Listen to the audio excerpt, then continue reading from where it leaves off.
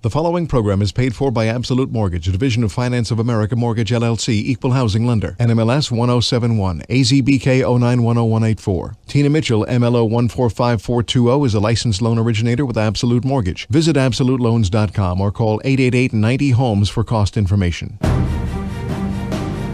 You're listening to The Money Hour with your host, Tina Mitchell, sponsored by Absolute Mortgage, a division of Finance of America Mortgage. Now, in the studio, local mortgage and finance expert, Tina Mitchell. Well, welcome to the Money Hour at 11:50 a.m. KKNW, the Saturday, April 16th show. I am your host and mortgage expert, Tina Mitchell. It's a great day to talk money, and that's why I'm here with you and what the show is all about, how to make money, save money, and build a better quality of life for you and your family. Isn't that what it's all about? If you're hearing my show at a different time or day, you are listening to a rebroadcast, but to ask any questions or talk directly with my guest, you can call the show at 1-855-400-1150. Again, that's 1-855-400-1150 or online at themoneyhour.com. And the lineup for the show today, regular contributor of the show, Andy Landis, known author, speaker, and my go-to guy on everything, Social Security, Medicare, and Medicaid. Last call for a file and suspend strategy. Anytime there's sensitive timelines, Andy's always here to share it with myself and my listeners.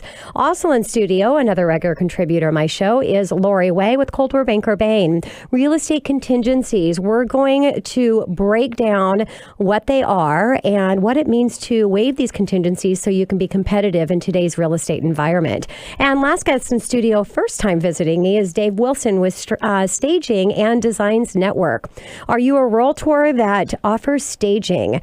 How do you manage your logistics and storing and managing of moving those home furnishings from staging to design project? Well, if you don't know, I've got a resource for you right here. Great information and great guests in studio. For more information on any topics discussed, please call the show at 1-855-400-1150. Again, that's 1-855-400-1150 or online at themoneyhour.com. And let's start out the show today with a little money chat. Money.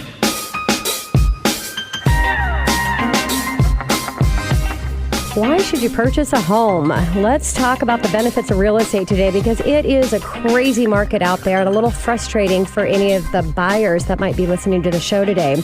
But my advice to you is don't give up. Why should you buy a home? Because real estate is like no other investment. So let's just go through a couple points of benefit of homeownership.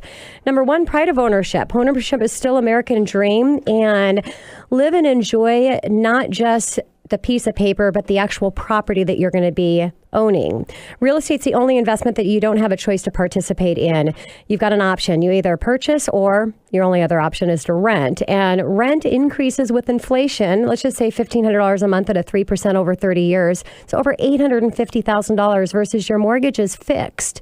If you're on a 30-year fixed rate mortgage, it is a fixed rate. The only adjustments that can be made is based on taxes and insurance. Rent, no payment end in sight. Mortgage, it's going to be paid off in 30 years. So I think the risk really for renters is whether they can keep up with the appreciation, especially with everything that's been happening in our rental market.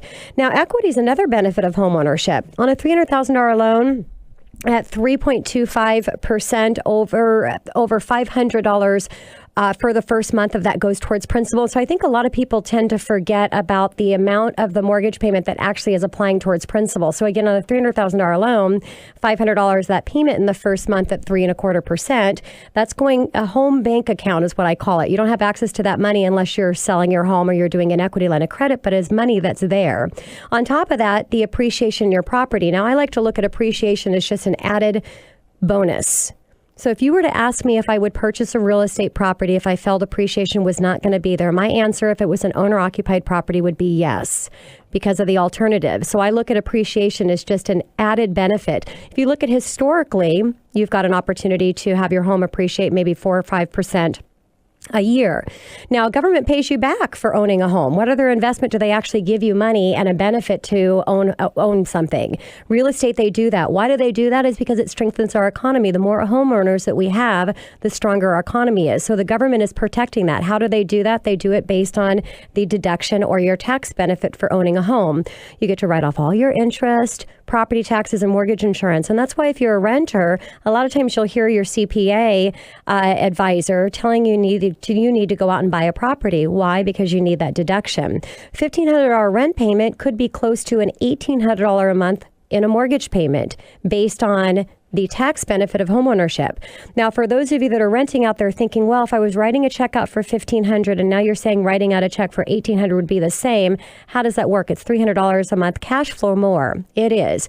But what you need to do is consult with your licensed CPA, find out how to amend your W-4 with your employer, increase your withholdings so that you can net and take that money home on a monthly basis rather than waiting the end of the year to see the benefit in less income taxes. I don't know about you, but I don't like paying interest to the government on my money. So see that money up front and then have it net out as well. Now, any of my first-time home buyers listening to the program, you might have heard me talk before about tax credits that are available. There is a tax credit that's available for first-time home buyers if you meet the restrictions for qualifying for it. It's a 20% tax credit on all the interest you pay on your mortgage for the life of the loan, dollar for dollar. Add that on top of your deduction, it starts to get really sweet when we look at the numbers. Now, capital gains exclusion. If you have lived in your home for 2 years of the past 5 years, you can exclude up to $250,000 for individual, $500,000, $500,000 for married couple of the profit from capital gains. What other investment can you do that? Now, you don't have to reinvest the money into real estate. Now, here's what a lot of people don't even know, that there is no age restriction on the capital gain exclusion. So what that means is that you can take the exclusion every 2 years, which means that you can sell every 2 years and pocket your profit. Now, you may have not known that, but again, it's a great way to be able to save and shelter the money that you would pay on those capital gains. Now, you can also get creative with rental properties. If you plan on selling your rental property, maybe get strategic and move back in your rental property for 2 years so that when you're selling it, you're not having to pay the capital gain. A lot of times you may see contractors actually do this when they're building a home. You build a home, live in the home for 2 years. See how this kind of all works? Understanding the tax law can save you a lot of money, and that's what the show is really all about, is talking about bringing in the experts in that can help you in all areas regarding your financing. Now, equity loans. You can borrow equity versus using credit cards. So when you build equity into your property, utilizing that equity that you have to take it out to purchase things that you would otherwise have to pay maybe higher interest rates on, you can possibly get a tax write-off depending on what you're using that money for. So you need to talk to a tax advisor about that. You just need to be careful. You don't want to draw money out on your home, rack up additional debt, and then go and get more funds, because that's where people can get in trouble. But you've got the option to use that money. Now, not to buy. So these are just a few benefits of homeownership. But let's talk about if you're not buying, or when it may not make sense for you to buy. If you're not staying in the area for a long term, maybe you're reconsidering whether purchasing is right for you, because we don't know what the real estate what the real estate appreciation is going to do. But if you plan on being a homeowner long term in the foreseeable future, does it really matter what the real estate market is going to do in the future? It does if you're forced to sell your property. So if you bought in right before the financial crisis in 2008, and did you lose money? If you kept that property, what's happening to your property right now? It's making a lot of money. You're seeing that appreciation come back. So did you lose? No, only if you're forced to sell. Now, even if you are selling in a down market, as long as you're not moving up, you can still win. It's never a seller and a buyer's market at the same time. So would you rather sell and buy in a buyer's market or in a seller's market? Well, it depends if you're buying up. So when the market crashed, and if you assumed a 20% loss in your value, your $500,000 home dropped to $400,000. You lost $100,000 when you sold that property. But what about the move-up purchase that you made at the same time? That home also dropped at the same percentage, let's say 20%. So if the home was valued at $700,000, the market dropped, that home dropped to $560,000. So you gained $40,000 in that purchase. So the net difference, or you gained $140,000. So the net difference was $40,000, the difference between the sell and the gain. Not so bad. There's a gain and a loss in every market. if you're choosing to buy and sell in every market. So don't worry about what the real estate appreciation is going to do. Get into the market, start building that appreciation, be strategic on when you're selling properties or what you're doing with that, and just know what the alternative is. The alternative, again, is if you don't own a home, you're going to be renting. That's the Money Chat for today. And coming up next in the Money Hour, once again, he's here for us. Last call for file and suspend strategy. Andy Landis, nationally known author, speaker, my personal go-to guy on everything Social Security, Medicare, and Medicaid, right here on 1150 AM KKNW after this short break.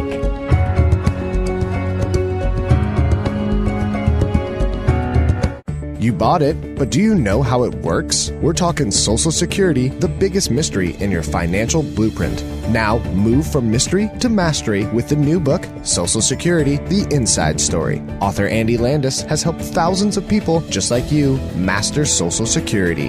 Hi, this is Andy Landis. You can learn more at my website. Go to www.andylandis.biz. That's andylandis.biz.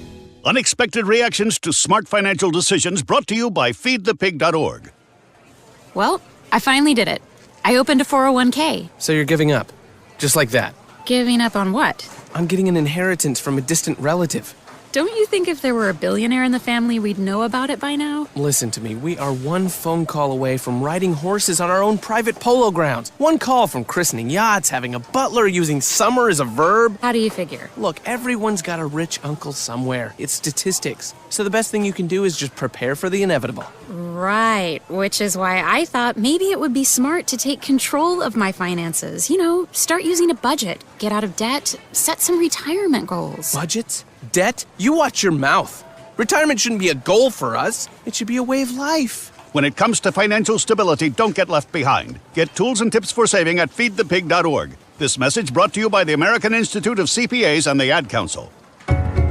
You're listening to The Money Hour with your host, Tina Mitchell. Sponsored by Absolute Mortgage, a division of Pinnacle Capital Mortgage Corporation. Now, in the studio, local mortgage and finance expert, Tina Mitchell. Well, welcome back to the Money Hour with your host and mortgage expert, Tina Mitchell, right here at 1150 AM KKNW, the Saturday, April 16th show. I'm here to help you build a strong financial blueprint, one show and 1 week at a time. If you're hearing my show at a different time or day, you are listening to a rebroadcast, but you can always call the show at 1-855-400-1150. Again, the show number 1-855-400-1150 or online at themoneyhour.com. In studio right now, Andy Landis, nationally known author, speaker, again, my go-to guy on everything Social Security, Medicare, and Medicaid. And we're going to talk about the last call for file suspend strategy. And you know what? I really love, Andy, having you in the show is you're always coming in right at the right time to make sure my listeners are prepared for everything that they need to do and know in your arena. So thanks for coming back and Thank you. Great to be here. And we are just in time for file and suspend. Yeah. We are just in time for it. Last call. Little bit of background about Andy. Andy is one of the nation's foremost authorities on Social Security, Medicare, and Medicaid, and in high demand. He's an author, speaker, and consultant. Andy has Social Security experience spanning 37 years, gained while working at Social Security Administration, AARP, multinational corporations like Boeing, and his own practice Thinking Retirement. He is the author of the book Social Security, The Inside Story, and he's got a copy of his book right here, and When I Retire, both available on Amazon. I highly encourage you to go get those if you're interested in anything regarding Social Security. He is a regular blogger for the Wall Street Journal Market Watch site. On TV, he's been appeared on Fox Business News and PBS, and is a frequent guest on radio, my show just being one of many. Right here. Right here. Yeah. And he travels in the United States making sense of Social Security. He has worked with pre-retirees and retirees for 38 years, his first Social Security and then at Boeing, as I discussed. And he gets raving reviews from the public and financial professions because of his how he makes Social Security fun. And you are clear and fun when you share your message. At my best, I guess, yeah. So, Andy, let's go ahead and start out with file and suspend. What is it? Okay, that's what I've called zombie Social Security in the past. And it's pretty simple. It's a tactic or strategy to increase your Social Security payout, especially if you're married. It can be pretty powerful. So why is the last call for file and suspend? Because Congress did something last November. They did, yeah. Last November, Congress passed the Bipartisan Budget Act. And that stripped away most of the advantages of file and suspend. And as far as the deadline goes, it's the last call because the deadline is April 30. The new rules take effect. And it's kind of right in our face now. So. Yeah, perfect timing. So, Andy, how does file and suspend work under the old rules? The better rules, the old rules. Yeah, let's say I file for Social Security at 66, but I can suspend my payments at the same time, file and suspend. And that gives me 3 rewards. 1, my payments increase while they're suspended, and they can go up 32% between 66 and 70, which is pretty cool. Second, my spouse and even my children can draw Social Security on my work record even while it's suspended. And third, at any time up to 70, I could go back and change my mind and say, give me the money that I suspended after all. Wow. And they'd pay me in a lump sum. So 3 rewards for doing that. Doesn't work for everybody, but for a lot of people, it can mean extra money in their pocket. So, Andy, let's go ahead and roll right over to the new rules. Okay, under the new rules, anybody that requests file and suspend after April 29, so starting April 30, you can still suspend your payments, but you only get the first of the 3 rewards. Your payments do increase while they're suspended, but any family members getting paid on your work record, their payments stop too. It's like throwing off the master power switch on a house. Everybody on that circuit gets shut off. And I can't go back and collect those suspended payments if I change my mind. So they pretty much stripped it clean. Okay. So, Andy, is there anybody that qualifies for the old rules? Yeah, and that's important. It's based on the date that you request that suspension. So you might be 67, 68, getting Social Security. If you request suspension before April 30, you're under the old rules, which are better. Okay. And even if you file, if you're already 66 by April 29 and you file for Social Security really fast here, you'd be under the old rules. So anybody that requests suspension even 1 day after April 29, you're under the new rules. And there's no spousal payments and no lump sum payouts. So again, timing is just crucial to understand what those deadlines are. So Andy, can you give my listeners an example? Okay, let's start with the old rules. Let's take a couple, call them Paul and Ruth, like the old Lassie show. Paul's Social Security, let's say, is $900. Tina, what do you think? Should we make Ruth the principal earner in this family? Definitely. Oh, yeah, definitely. I thought you'd say that. Okay, so Ruth's Social Security, let's say, is $2,000. So his is $900, hers is $2,000. At 66, Ruth, the bigger earner, files and suspends, and that opens the door to Paul getting a $1,000 spousal payment, which is more than he would have gotten on his own. He would have gotten $900 on his own. And at 70, Ruth's payment starts up at $2,640. That's 132% of her old $2,000 payment. So they had that $1,000 payment coming in for the first 4 years. That's $48,000 that they might have left on the table if they didn't know about this. And it can be more than that. Under the new rules, Paul could not get that spousal payment while Jane's payments are suspended. All he could get was his own $900. Oh, and by the way, his payment was growing too if he did every possible strategy during those 4 years. His payment would grow to almost $1,200 while he's drawing the spousal payment. So there's all kinds of cool stuff you can do with that. So, Andy, I would imagine that it can get a little confusing with the rule change. Driving me crazy, Tina. And it's driving you crazy. I'm sure it's driving a lot of people crazy. A lot of people are confused. I've been hearing from people who say, oh, there's no more spousal payments after April 29. That's not true. Or they'll say, oh, I can't even file. I can't suspend payments whatsoever after April 29. Lots of confusion, partly because at the same time that Congress changed the suspension rules, they also changed some spousal rules. So everybody thinks April 29 is the deadline for everything, and it's not. It only applies to suspension requests. So people can still suspend after the 29th, and is there a reason for them to do that? Yes, and even financial advisors don't know that you can still suspend, but you only get the first of the benefits, but there's still some good uses for it. So I don't know. Here's a couple of examples. Let's take good old John and Marcia from the old radio shows. And let's say they started their Social Security a few years ago. They're getting their Social Security. And then at 67, let's say they come into some money. And it could be anything. Maybe they got a cool job, or maybe they got an inheritance, or they won the lottery, or whatever. They've got some more money. They don't need the Social Security right now. Well, they're 67 now. They could suspend their payments from 67 to 70, and it's going to grow because they don't need it. Yep. And then at 70, their Social Security starts up. And if it was suspended for 3 years, it's going to be 24% bigger for the rest of both of their lives. So that's a bonus that's going to pay off for many years. Here's another one that really blows the minds when I talk to financial advisors. Let's take a couple, Bob and Betty, with a teenager. Let's call her Kathy. And Bob's Social Security is only $1,000 a month, so it's pretty low. Okay. But at 62, Bob retires and he draws his Social Security. Well, he took it early, so it's going to be reduced. He's only going to get $750. But that opens the door for the teenager Kathy to get a $500 payment until she's out of high school. So later, when Bob turns 66, Kathy has graduated from high school. She's not eligible anymore. But together, they've gotten $60,000 front-loaded into their Social Security in those first 4 years. Again, they might have left that behind. Now, Bob never wanted that reduced payment. So what he does now is he suspends his payments from 66 to 70. They go up by 32%. His $750 turns into $990, which is basically what he would have gotten paid if he waited till 66. Yeah, geez. So he's basically front-loaded $60,000 in his pocket while he had a child in the household. And he's wiped out the reduction for early filing. Okay. So that's huge. Perfectly legitimate under the new rules. Okay. Anybody could do it.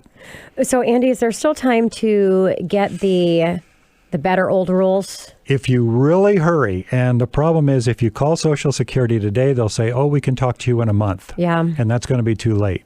So what I've been telling people is to go onto the Social Security website, ssa.gov, and file an online application. If you're already 66, go ahead and file online, and in remarks, write down that you want to suspend your payments. Or if you're already on Social Security, give them a call and say, please suspend my payments. So you can do it still. Okay. Any other resources, Andy, you can share with my listeners? Yeah, first you got to know whether this is the right move for you. So go on to an online calculator from a company called Financial Engines. It's already updated and it's free. Okay. So Google Financial Engines Social Security Calculator and run your numbers through it and see if they recommend suspending. Okay. And there's just general information on my website. There's blogs, videos, links to my book, Social Security, The Inside Story, all at my website, andylandis.biz, B-I-Z. As I close out my time here with you, Andy, any last thoughts that you'd like to leave with my listeners? Yeah, a lot of people, first of all, Social Security is your biggest source of retirement income for most people, and it pays to check it out. You don't just blindly go into it. Definitely put a little time into planning, ask a few questions, learn a little bit, and maybe you could get tens of thousands of dollars more out of that system that you already paid for. Got it. And Andy, I got to ask you, you still hear people say that Social Security is going away. How do you answer that? It's not going to go away. If Congress does nothing until 2034, Social Security would have to suffer about a 20% pay cut. Okay. I think they're going to fix that. But even if they don't, that's a 20% pay cut. That's your worst case. Yeah. So that's 2034. Andy. You bet. Thank you. And coming up next in the Money Hour, are you ready to compete in today's real estate environment? You need to be prepared to waive contingencies. What are they? What are your risk versus your benefits? Laurie Way with Coldwell Banker Bain right here on 1150 AM at KKNW after the short break.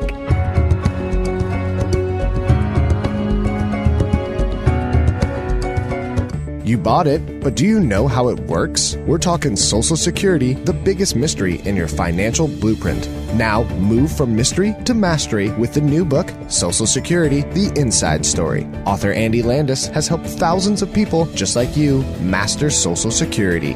Hi, this is Andy Landis. You can learn more at my website. Go to www.andylandis.biz. That's andylandis.biz. Would it be crazy if you just stopped everything, packed your bags and left for a week, a month, a year? What if you left for 2 years? Would people think you'd lost your mind? What if you were going far away to help in a village on the edge of the Gobi Desert? A village crowded with Buddhist temples, not skyscrapers. A place where there isn't a word for recluse, but 1,000 words for community. Would it be crazy to go 5,000 miles from home to spend time with people the rest of the world only reads about, to build libraries and fill them with stories, prepare a meal with food you helped grow, to teach children and learn a thing or two about yourself. Would that be crazy? Peace Corps. Life is calling. How far will you go? To find out more, call 1-800-424-8580 or visit peacecorps.gov. You're listening to The Money Hour with your host, Tina Mitchell. Sponsored by Absolute Mortgage, a division of Pinnacle Capital Mortgage Corporation. Now, in the studio, local mortgage and finance expert, Tina Mitchell. Welcome back to the Money Hour with your host and mortgage expert, Tina Mitchell, right here on 1150 AM KKNW, the Saturday, April 16th show. I bring into studio each week the best of the best experts in all arenas regarding your money right here in our local market. If you're hearing my show at a different time or day, you are listening to a rebroadcast. To talk with the guests that I have in studio or to have a little chat with me, you can give the show a call at 1-855-400-1150. Again, that's 1-855-400-1150 or online at themoneyhour.com. And right now I'm going to have a conversation with Laurie Way with Coldwell Banker Bain, and we're talking about real estate contingencies. Laurie, thank you so much for coming back into studio and joining me. Thanks for having me, Tina. I really appreciate it. I think this is going to be a good subject for everybody. It's a little crazy out there right now. It is definitely going to be a great subject for any buyers out there and for sellers as well to understand kind of the strategies going on.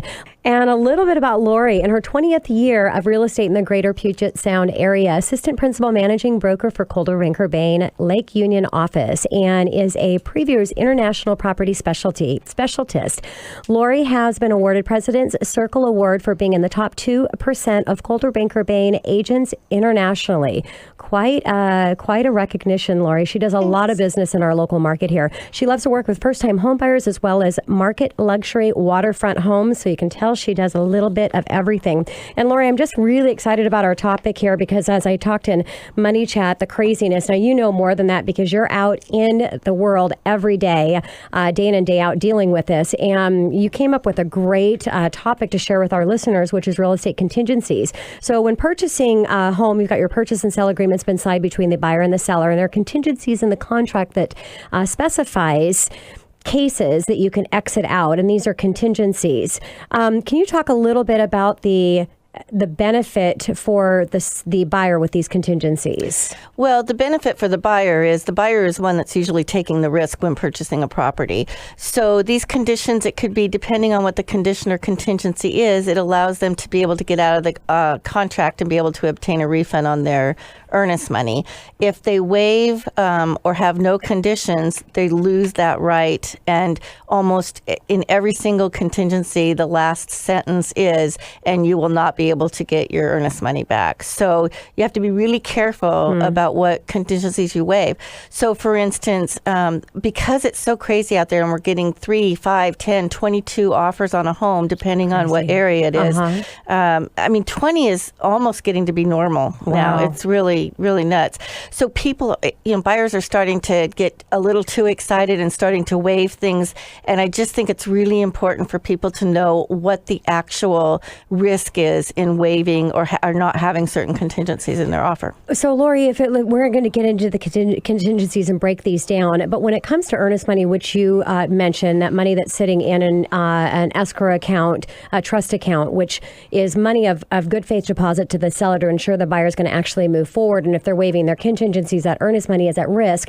What about increasing that earnest money? Does that have any impact in giving a higher earnest money and being able to hold on some of these contingencies, or does that strategy not work? Well, it obviously depends upon the seller and the listing agent and what the situation, each individual situation is.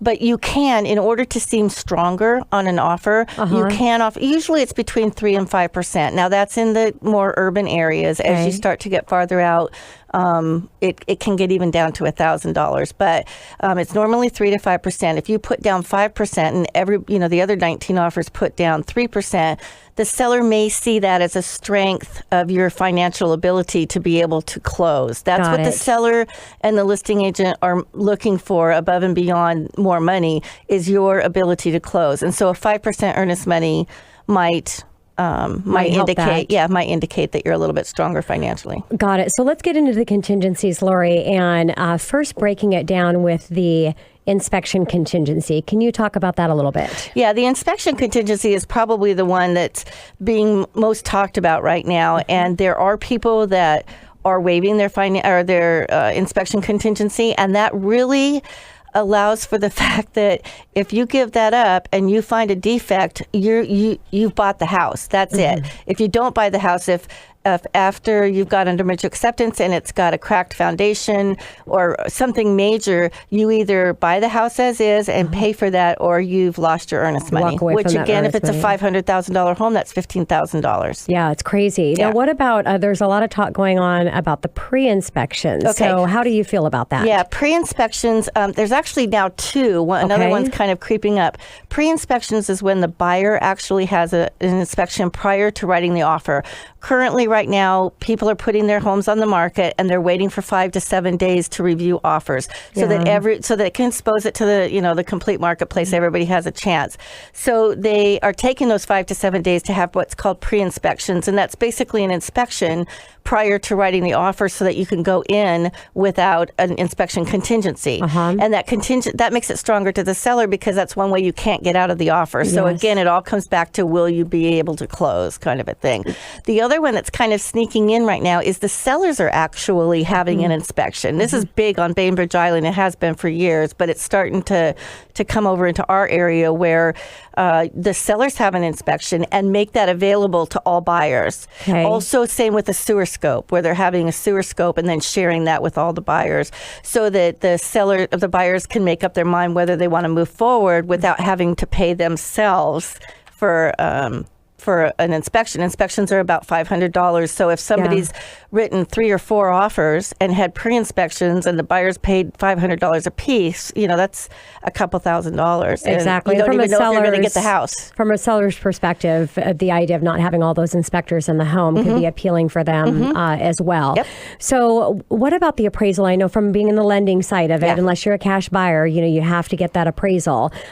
So what are you seeing as far as the contingency for the appraisal? And how are people getting creative there, and what's the risk, Laurie? Okay, so this is a really scary one for me, and thank goodness none of my clients have wanted to do it. Getting an appraisal. So your lender sends out an independent appraiser, and that appraiser goes in and appraises it under certain rules that they have to work under.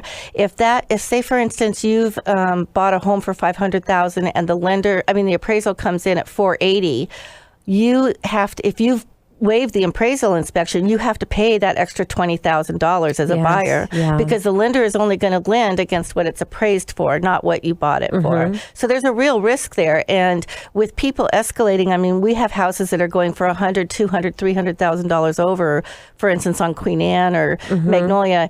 And all of a sudden, that's a big, if you waive your appraisal and you've escalated that high, it may not appraise, and you either lose your earnest money, or you've got to be ready with that extra $100,000. And I've noticed, and it's hard for the appraisers. Everybody looks at the appraiser as the bad person when they don't come back with the value, and sometimes the appraisal is not, it is not really fair because they're, for whatever reason, but a lot of times it would be, and it's just they're having a hard time because they can't come up with the comps to support it. So now I've seen a lot of buyers also kind of go in the middle of not completely waiving, and again, like you said, it depends on the market. If you've got a home with 20 offers, you got to waive everything. But what about that right in the middle? Something that some people are doing is they're saying they're not waiving the appraisal, but they are saying we will pay the difference up to $50,000.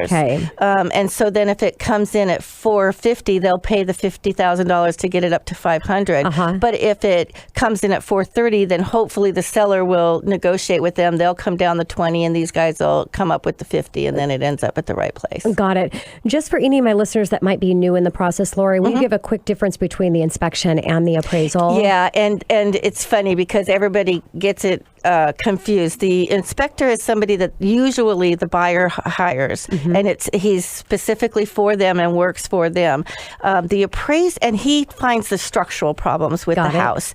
And then the appraiser is somebody that's sent out by the lender and is completely independent and works on the value of the home versus the defects of the home. Yeah, makes sense. So the inspector is the detailed person of the condition of where it's at and where it's going, and the appraiser is about right now what's that home worth. Exactly. So, Laurie, let's get into something even a little scarier if you're getting a mortgage, which is the finance contingency. Yeah. Again, it's really a scary one. So some people, and I compete probably a couple times a week in offers that are multiple offers, and will actually waive the financing contingency, even though they need those funds in order to close. And so what's happening is if you waive that, you have to first decide whether or not you're going to leave the appraisal less than sales price clause in there, because that you can actually separate out from the financing contingency.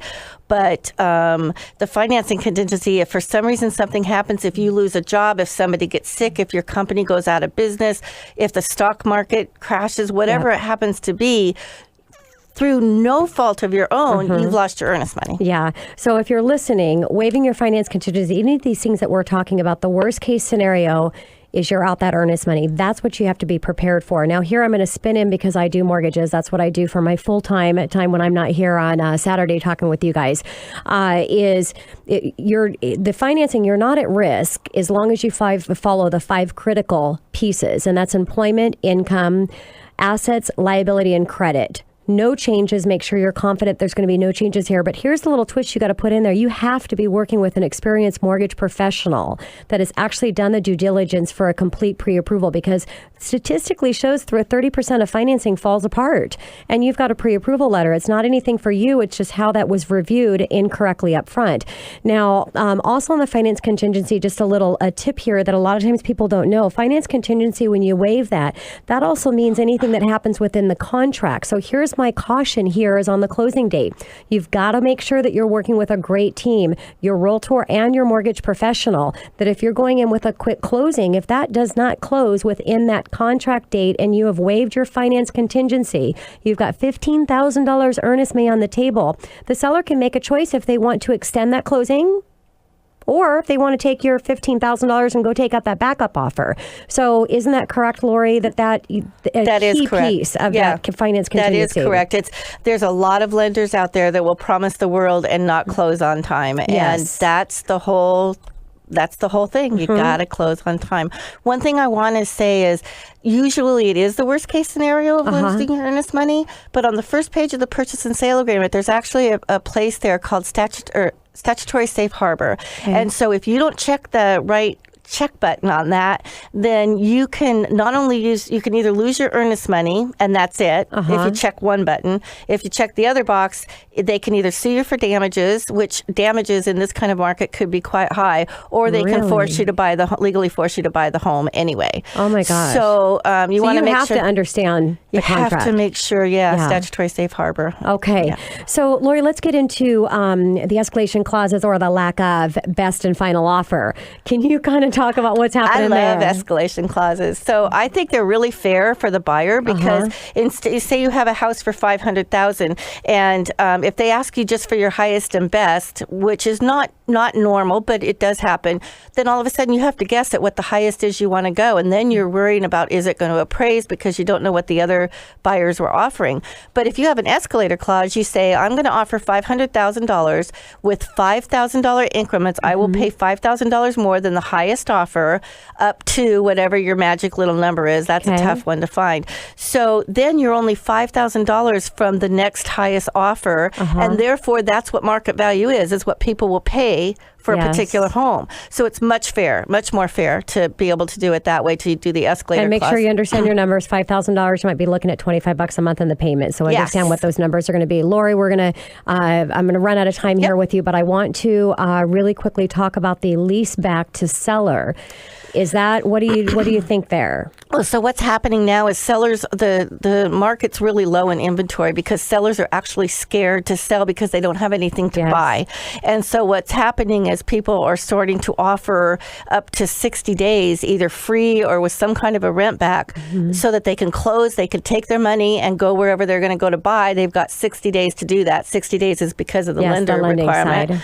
And that's kind of a way to not not pay extra for the house, but to make it easier for the seller to say yes to you because you're allowing him to go purchase somewhere else. And I love that. It's all, she said it right there, is Laurie's, it's the ease for the seller. So you may think small things don't make a difference, but you add up all those small things when the seller is looking at multiple offers, and they can make all the difference in the world. Let them know they can leave all their junk in the house. You'll clean it up. I mean, just go down the list and give them what they want to get into this opportunity.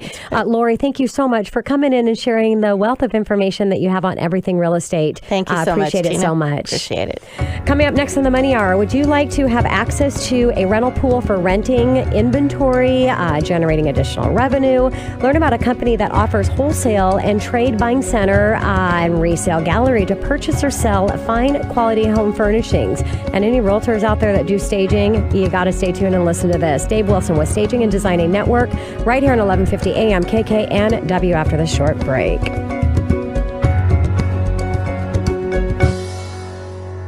It may be hard to believe, but people just like you are already saving money. FeedThePig.org makes it easy. Their simple savings plan teaches you how to start saving without going overboard. So you don't need to start foraging wild berries. I was skeptical, but these are actually pretty good.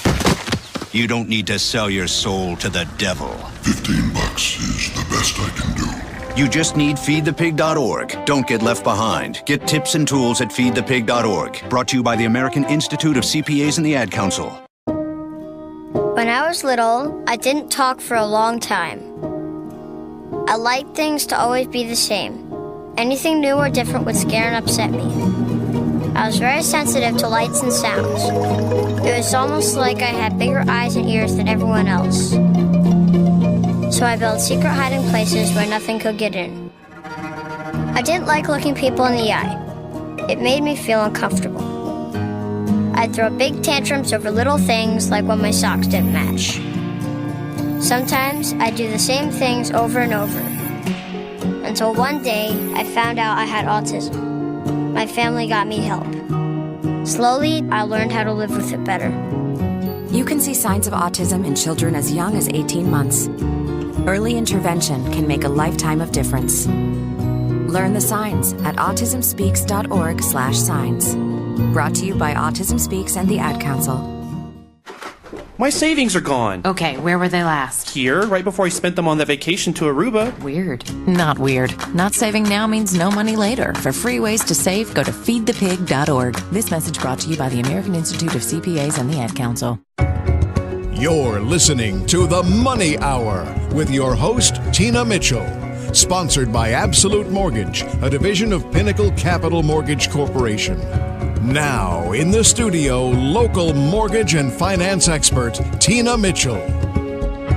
Welcome back to the Money Hour with your host and mortgage expert, Tina Mitchell, right here on 1150 AM KKNW, the Saturday, April 16th show. Each week I share expert advice and inside knowledge on how today's events can affect our local economy. If you're hearing my show at a different time of day, you are listening to a rebroadcast. You can call the show at 1-855-400-1150. Again, 1-855-400-1150, or online at themoneyhour.com.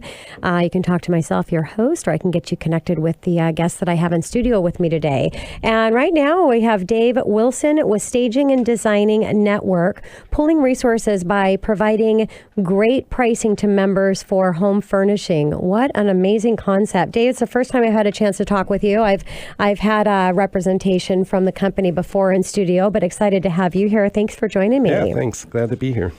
And a little bit about Dave. Dave has 20 years in the finance and operations in several high-tech startup companies. He's worked for McCaw Cellular in the early days, spent time working as an auditor at an international CPA firm, recently joined Staging and Design Network as their CFO and COO. He also co-owns the PR agency OnPR that is focused on consumer technology and enterprise software. Dave is also Seattle area native, a musician, married with 4 children, and serves on the board of the directors Helping Hands Ministries International. Dave, again, thanks for taking time to come in and visit me in studio. Absolutely. And you guys are definitely doing some unique things over there at Staging Design Networks. Can you talk a little bit about the company and what they offer? Sure. Very simply, SDN is a network of home stagers who've combined their inventories together into one shared rental pool, allowing greater selection of products and the ability to rent to and from each other. We handle all the logistics of the staging process, both the physical movement and storage of the inventories, but also provide a state-of-the-art website that allows our members to effectively and efficiently select products, set up deliveries and destages, track their inventory. We do it all. We like to say SDN is an elegant marriage of brick-and-mortar logistics with exciting online marketplace technology. Love it. And you guys have done a lot in our market here in a short period of time. It's pretty exciting to watch the expansion. So home staging, let's talk about that and the importance of that, especially in this market, Dave. Yeah. Home staging is a growing trend within the real estate industry. And study after study shows that staged homes sell faster, and they sell at a premium. There's a lot of surveys out there. We've looked at several that we use and cite in our business plan. 79% faster sales, according to a real estate staging association survey. 87% faster, according to a survey by the International Association of Home Staging Professionals.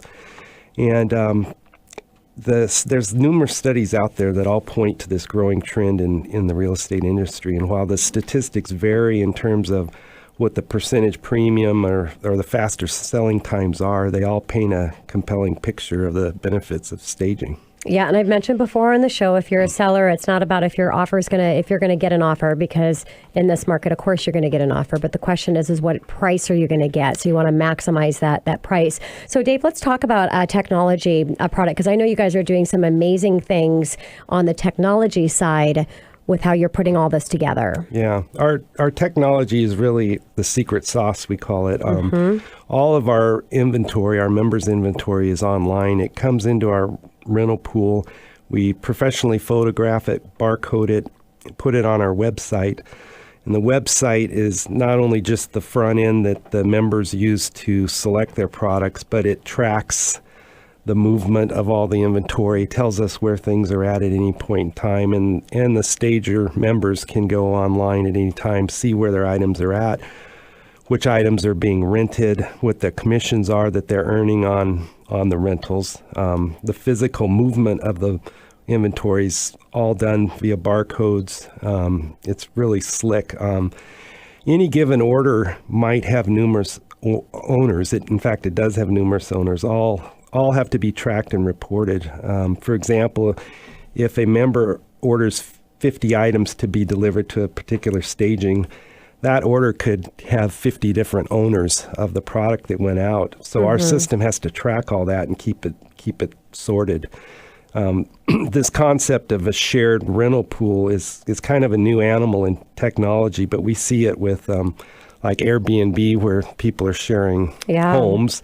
Uber, people are sharing cars. The concepts make sense and it's easy. It's the mechanical aspects behind it, the technology that has to. Well, like you said, that's the secret sauce. So as a stager not having to hold that inventory and have a place to where people are going to rent that inventory, I mean, it's just perfect. So what other benefits are there for a home stager in being a member of SDN?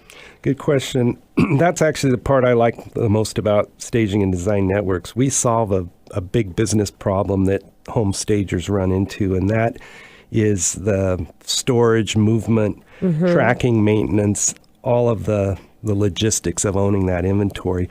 Most home stagers get into the business because they have an artistic flair. A lot of them are interior designers. And if you're good, you get more opportunity. With that opportunity comes growth, and with growth comes nightmares. The nightmare, exactly. And they may have started out with a couple houses worth of furniture stuffed in their garage, but now they need 5 times that to keep up with their demand. And our founder, Tricia Tomlinson, that's how she got into it. She was staging and could not keep up with the demand, and so she came up with the brilliant idea of let's share, and so then that leads to, well, how do you track once you start sharing? We talked to a very successful local stager a few weeks ago who shared how he at one point in his growth had 8 storage facilities peppered around the city.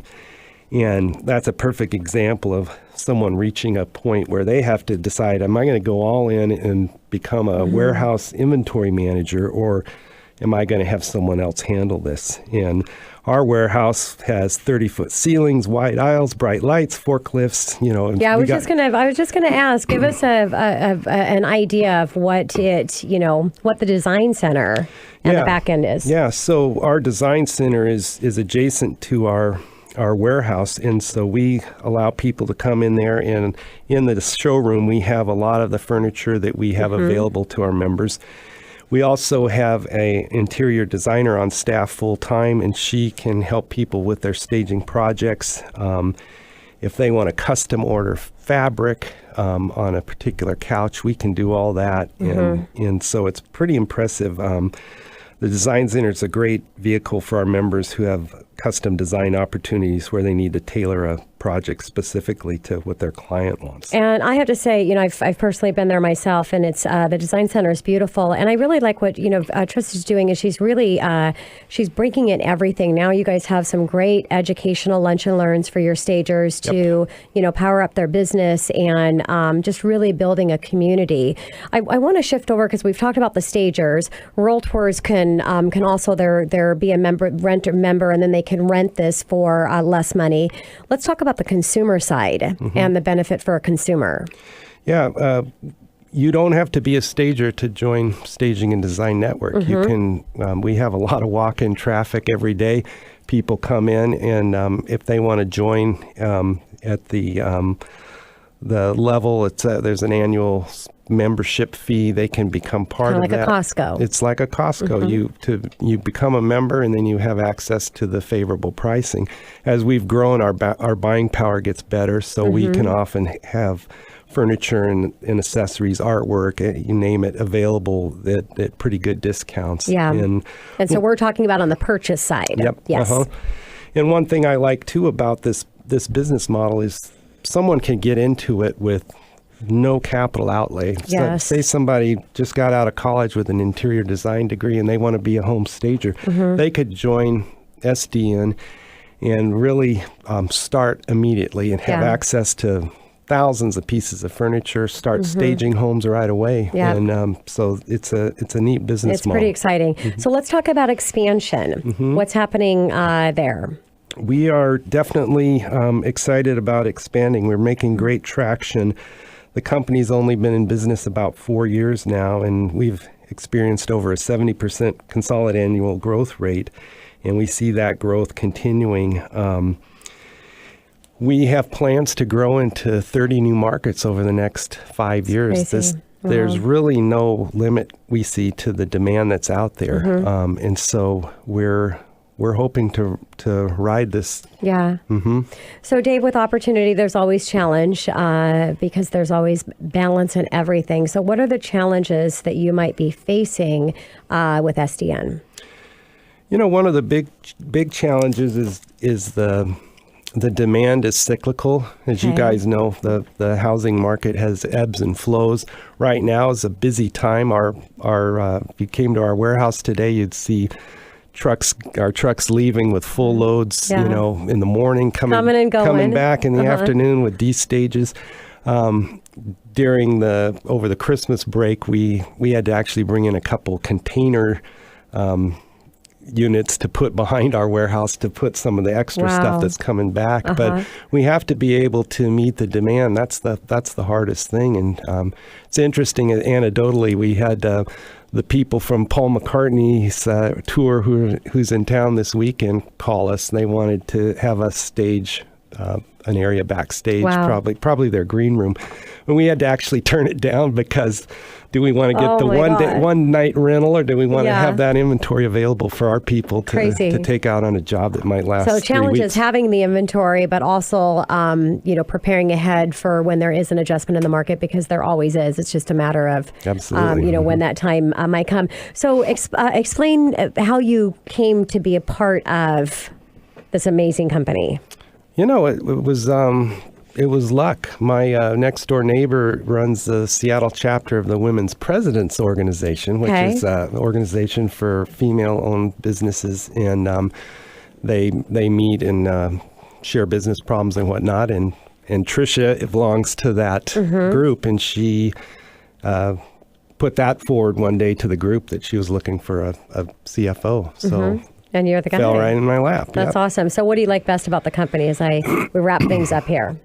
I like the fact that it's fast growth. As you mentioned up front, I came out of those early McCaw days and it was just chaotic but controlled growth, and this feels like that in a lot of respects. We have so much opportunity. There's a lot of problems to solve along the way, but it's exciting. Yeah, well, you can't have excitement without having problems. Yep. Again, that's the balance of life. Well, Dave, thank you so much for joining me in studio. I appreciate it. Thanks it was great to have me. a chance to meet you face to face, and look forward to having you come back in again. Thank you. And thanks to all my guests. It was an amazing show, as it is each week. This is your host and mortgage expert, Tina Mitchell, signing off for the day. I will be here, same time, same place next week, right here on 1150 AM KKNW. Enjoy the rest of your weekend, everyone.